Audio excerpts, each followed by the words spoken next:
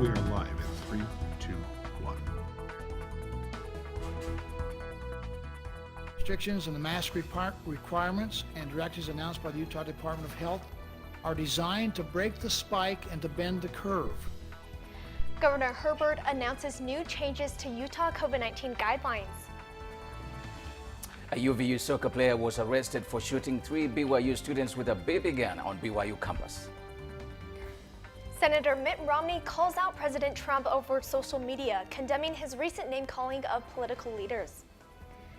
Welcome to Newsline. It's Wednesday, October 14th. I'm Emma Benson. And I'm Karani Namonyo. Governor Gary Herbert implements a new strategy to fight the coronavirus pandemic in Utah. He announced the changes in a press conference yesterday. This guidance system is based on the calculated amount of infection and transmission that happens in our communities and provides Utahns with concrete actions to help stem that spread. The new system is based on the transmission index. Every week, the Utah Department of Health will analyze 3 key data points for each county. Based on that data, each county will be categorized as a high, moderate, or low transmission area. These levels correspond to cases rates, positivity rates, and ICU utilization. The coronavirus.utah.gov website, it's going to be updated every Thursday, and it's going to reflect which counties are at which level, along with the data to support why each decision was made. The 6 counties currently designated at high transmission areas are Salt Lake, Utah, Cache, Garfield, Juab, and Wasatch. In high transmission areas, social gatherings are limited to 10 or fewer people. Moderate transmission areas are limited to 25 people or fewer unless masks are worn, and low transmission areas are limited to 50 or fewer. Utah has been in the midst of a record-setting surge in reported coronavirus cases over the past month. New mask policies are in effect across the state. The gathering restrictions and the mask requirements and directives announced by the Utah Department of Health are designed to break the spike and to bend the curve. This new policy was also announced by the governor yesterday. For the time being, masks are required across all transmission levels when attending public gatherings in high transmission areas. Masks are required in public indoor settings. In moderate or low areas, masks are strongly encouraged, rather. This new system emphasizes controlling the spread at casual gatherings with family or friends. There are more than 86,000 COVID cases in the state of Utah as of today. More than 922,000 people have been tested and more than 1.2 million tests have been reported. 524 people have died from the virus and more than 4,300 people have been hospitalized since the pandemic began.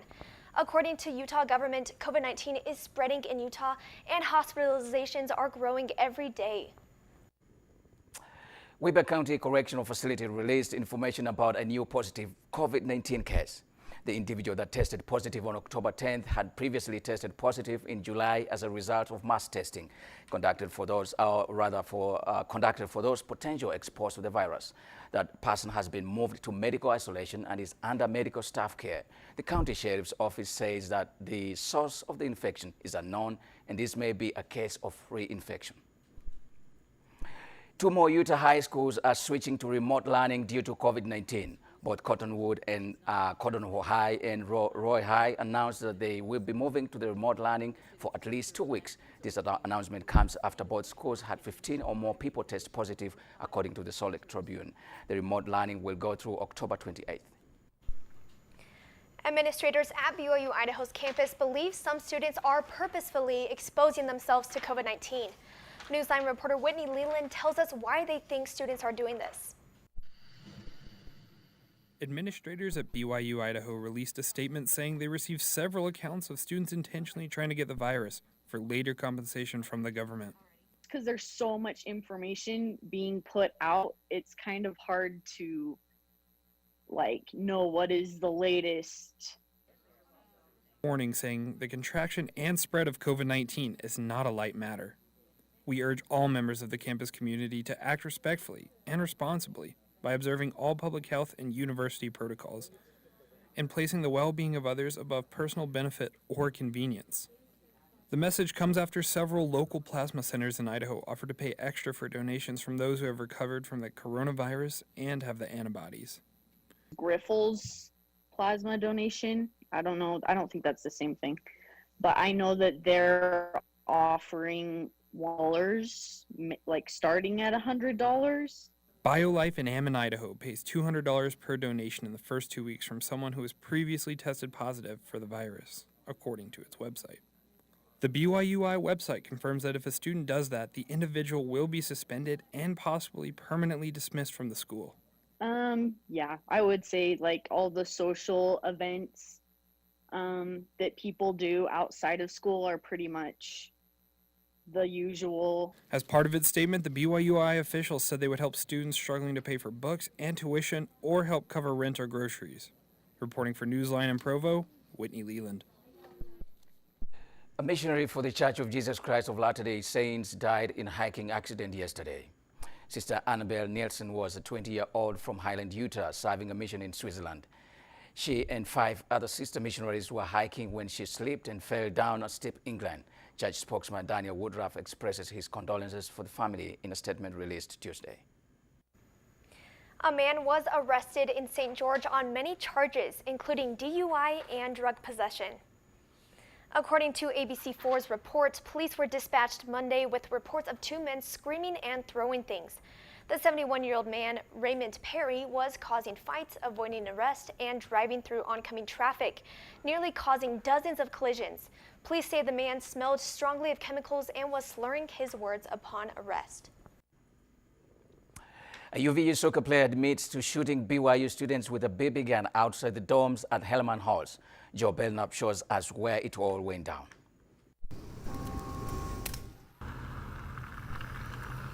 It was at this parking lot where James Dunning allegedly shot at a group of BYU students with a BB gun. All we knew is someone driving a white SUV who was kind of driving around, shooting. The BYU police sent out this alert on October 12th. Once the notification came out, the driver of the white car called in. Dunning was in the car with friends when he shot at the students, hitting one of them in the head.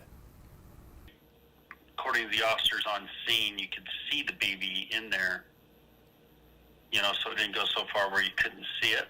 An acquaintance of Dunning is not surprised that he would do something like this. Boys in the group, I can definitely see doing that and be like, oh my goodness, this is a funny joke, whatever, ha ha ha, and then just not thinking before they act.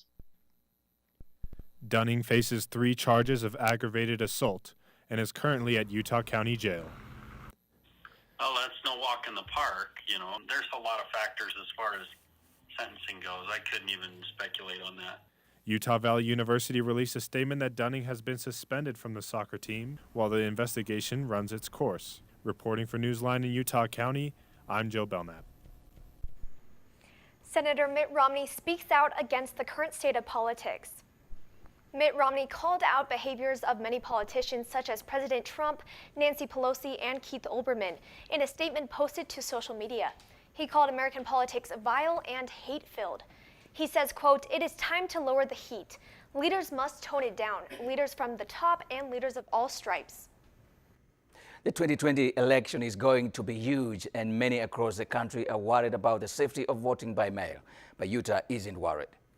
In the 8 years Utah has been using vote by mail, there have been almost no problems with voter fraud. Utah County's clerk auditor says that is thanks to good laws, good organization, and hard work behind the scenes. The clerks in Utah have done an amazing job of preparing and making sure that our laws and our processes facilitate a good vote-by-mail election. In 2019, 22,000 people registered to vote in Utah County. So far this year, there already have been more than 130,000. Gardner says that even though every registered voter will receive a mail-in ballot, there will still be in-person voting on election day.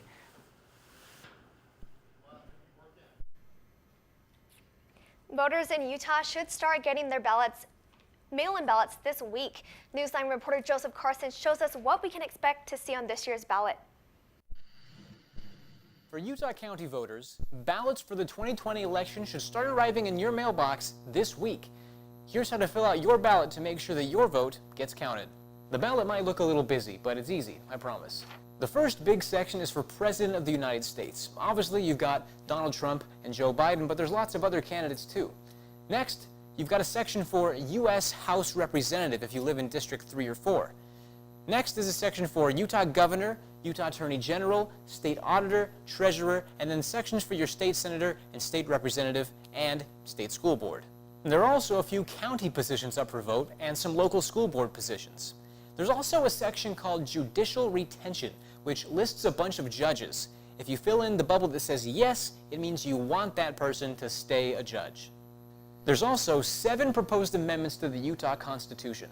Some are big, like Amendment C, which would remove the language in the Utah Constitution that currently allows for slavery as punishment for a crime. Some are smaller, like F, which lets the state legislatures set their own start time, so make sure you read them all. Last, big one for Utah County, there's a proposed change in the style of county government, which would switch from a council of 3 people to a 5-person council and a county mayor. Also, if you live in Provo, the last measure on the ballot is a proposed $80 million bond to repair Timpview High School. When you get your ballot, instructions will be included that will tell you exactly what you need to do. Things like making sure you fill in the bubble completely, only use black or blue ink, and sign the envelope. Just make sure you follow the instructions. Anything and everything you need to know about voting in Utah, including info on the candidates and issues, can be found on the website vote.utah.gov. So, don't hesitate, read those instructions, and get those ballots filled out and mailed in. Reporting for Newsline, I'm Joseph Carson. Donny Osmond took the title of Pastor Osmond for a day. Osmond was asked to officiate the wedding of 2 friends. The friends were fans of famous musical Joseph and the Technicolor Dreamcoat, so Osmond showed up in a colorful garb. In a Facebook post, he said, pastors would normally wear a robe. This pastor will now wear a coat. Unfortunately for everyone wanting Donny or Joseph to officiate their weddings, his license was only good for that ceremony. Coming up, our presidential candidates go head-to-head once again, this time in competing town halls. What has he done? He's just doubled down on the misinformation he did before and making it worse. We'll show you how and when this showdown is happening.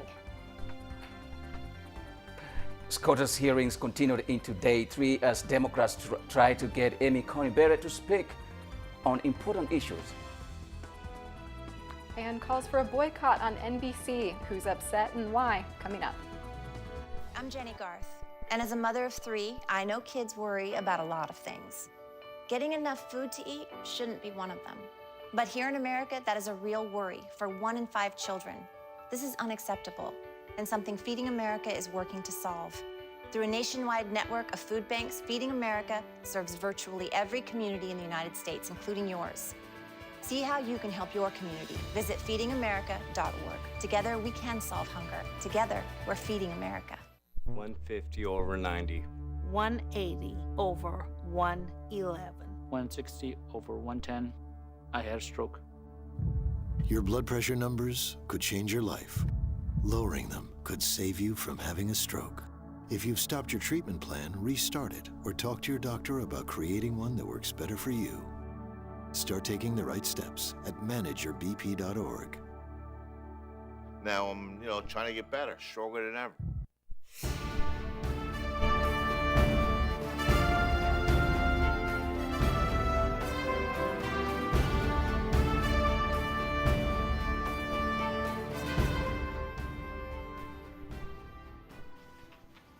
Amy Coney Barrett is in the hot seat as she fields questions from Democrats about her policies and beliefs. I made no promises to anyone. I have no agenda. Today is day 3 of the confirmation hearing. Barrett faced questions from members of the Senate Judiciary Committee about possible election-related disputes. They also questioned her about the president, abortion, and health care. The presidential candidates will hold competing town halls Thursday night after the cancellation of the second presidential debate. Prayed for his recovery when he got COVID. And I'd hoped at least he'd come out of it somewhat chastened.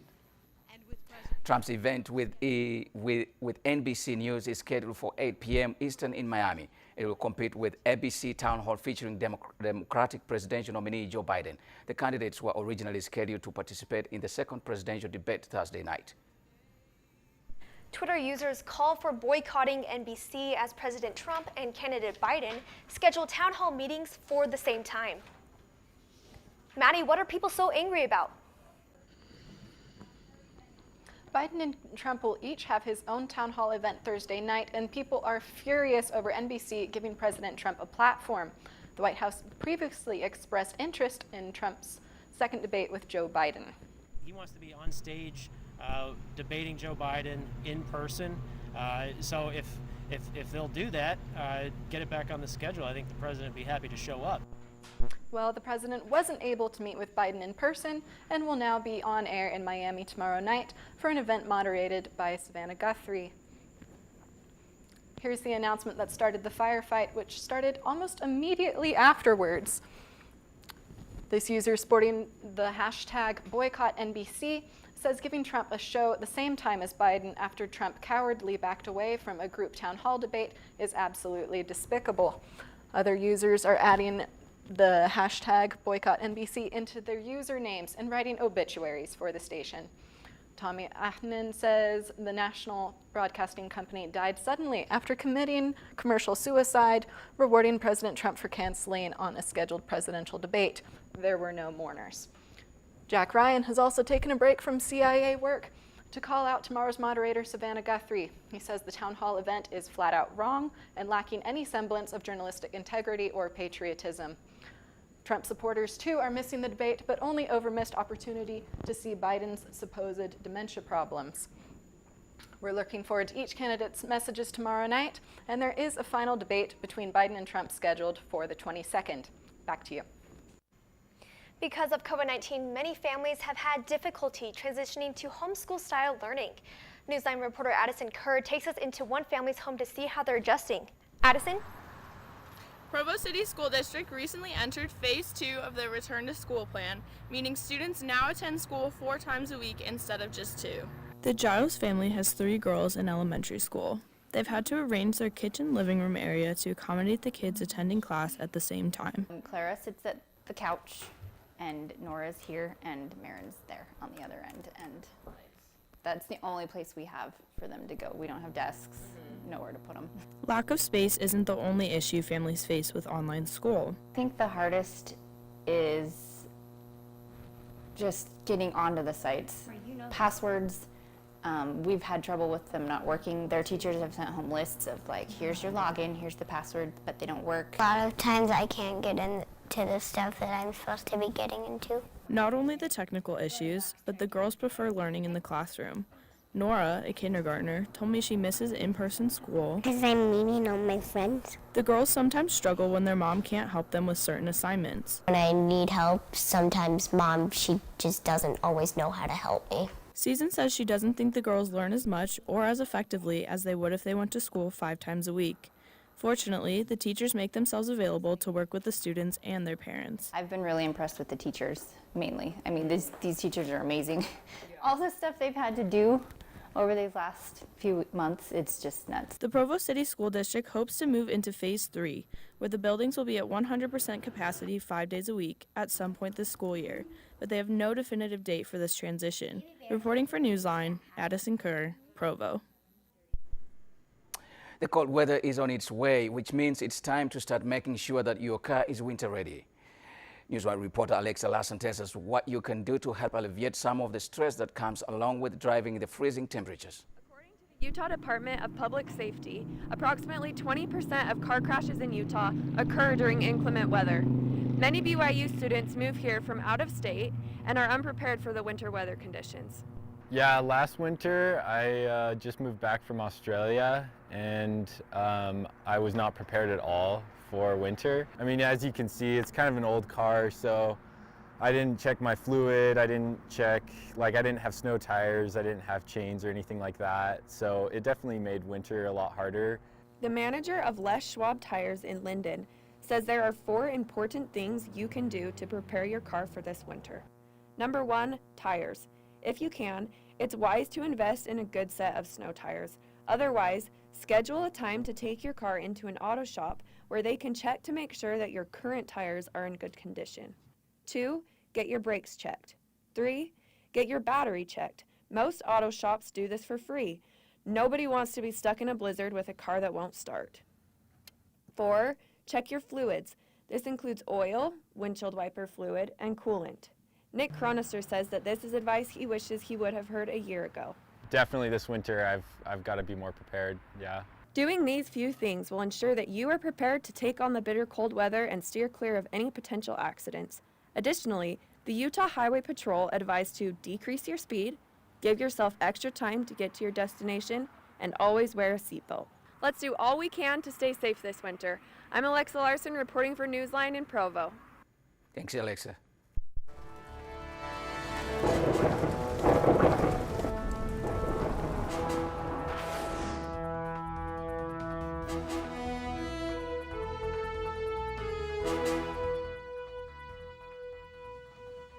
Driving on the highway turned dangerous for those in North Carolina over this weekend. This video shows what looks to be a tornado passing over the highway with what appears to be a funnel cloud and then lots of debris. Windstorms are continuing in the eastern part of the U.S. due to Hurricane Delta.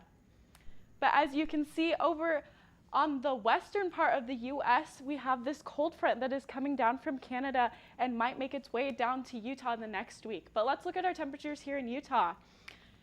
Up here in northern Utah, we have some highs up in the 60s, down to the upper 50s, and all the way down up in Logan, we have a low of 27. But in southern Utah, we got some highs still in the 80s, 90s. In St. George, that's where I want to be because the high is 91. But now if we look at our 5-day forecast, we can see that there's sunny skies all the way Thursday to Monday. Temperatures are in the low 80s, and then it jumps up to the high 80s on Saturday, but then jumps down to the low 80s again on Monday, and there's all our lows in the 50s. If we look at our northern Utah forecast, we can see that there's sunny skies all the way till Sunday, then we have some partly cloudy skies. Our lows are in the 30s and our highs are in the 50s to 60s, but we're starting to see all these temperatures cool down, so you might want to make sure you wear a warm jacket and a sweater because it's getting to those kinds of temperatures. Now back to you guys. This week we celebrated National Coming Out Day. That's the importance of Coming Out Day, connection. Hear a story from a BYU student about what this day means to them. See how this BYU Idaho student used a slip and slide to try and break a world record. Here's to the things that can keep us safe. Those we use all the time with hardly a thought. Those that are silently standing by to save our lives. And now, those that we carry with us everywhere we go. Many mobile devices will now bring you wireless emergency alerts, real-time information directly from local sources you know and trust. With the unique sound and vibration, you'll be in the know wherever you are. Hi. Can you help me? I got it. Thank you. No problem. Just like the rules to surviving Zombieland, there are steps you can take to be prepared for an emergency. It's the right thing to do. Talk with your family to make a plan. Look for safe areas to meet up if separated. And stock up on supplies. It's never too early to get prepared, so start now. Right now? Right now. You can't predict emergencies, but you can be ready. You're welcome, America. Visit ready.gov today to learn more. National Coming Out Day comes around every year on October 11th. NewsLine reporter Juliet Favero spoke with a BYU student who recently wrote a song to celebrate the day and to remind members of the LGBTQ community that they matter. This is Peter Morgan. Peter is exactly who his Instagram bio says he is. Creator, musician, singer, pianist, guitarist, songwriter, sound designer, editor, producer, performer, teacher, missionary, optimist, and is also one of the millions of people who celebrate National Coming Out Day. To celebrate Coming Out Day, this last Sunday, Peter wrote a song entitled No, I Am Here.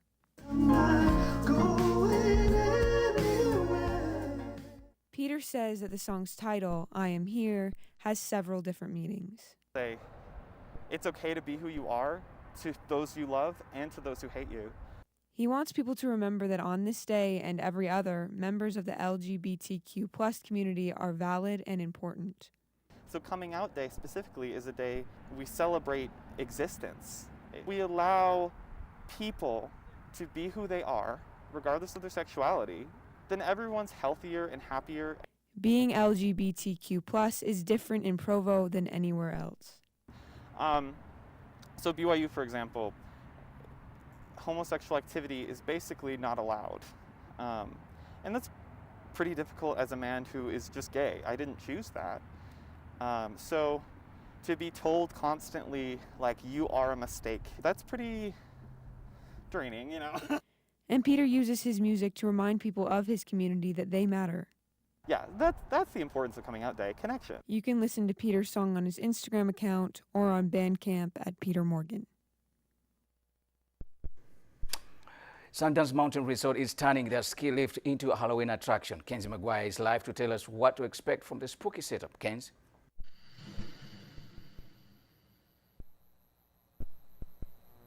Sundance employees are working themselves to the grave to turn their ski lift into a spooktacular ride. This weekend, the Sundance Mountain Resort opens their ski lift for spooky nights under the stars. The family-friendly Halloween scene will have photo booths, haunted houses, live music, and decorated sets up the mountain. This year's opening night will have a special fundraiser for a close-to-home cause, the North Fork Fire Department. Just a way that we can support them and keep them involved in our community and hopefully raise some funds for them so that they can continue to do what they do best. All of the money earned on this Thursday's opening night will be donated to the North Fork Fire Department. People unable to attend can also donate to the department on Sundance's website. Whether you're riding solo or you decide to bring some friends along, Sundance has the proper safety measures in effect to make sure you feel safe during this time of COVID. And we'll ask people to wear their masks while loading and unloading the lift, as well as any time that they're in line. We'll have spacing within our lines, but in order to just prevent any crowding in general, you have to have a ticket to come to the fundraiser, and so they'll be spaced out 15 minutes with small groups in each time slots. Reservations are required to ride the haunted lift, and they will be operating every weekend until the end of October. Reporting for Newsline, I'm Kenzie McGuire. Creativity comes easy to Brigham Young University, Idaho mechanical engineering major Joel Justin, who came in handy when he decided to go for a world record. Dustin and friends dug out and laid up a homemade slip and slide in the foothills near his grandparents' home. The record is the fastest man ride on a slip and slide for 100 meters. Joel clocked out at 10.4 seconds on a 2-foot trench of dirt, painter's tarps, and a good old-fashioned garden hose to keep things slippery. Dustin says he should hear back from Guinness about his world attempt in late January. Thanks for joining us today for Newsline. Have a great day.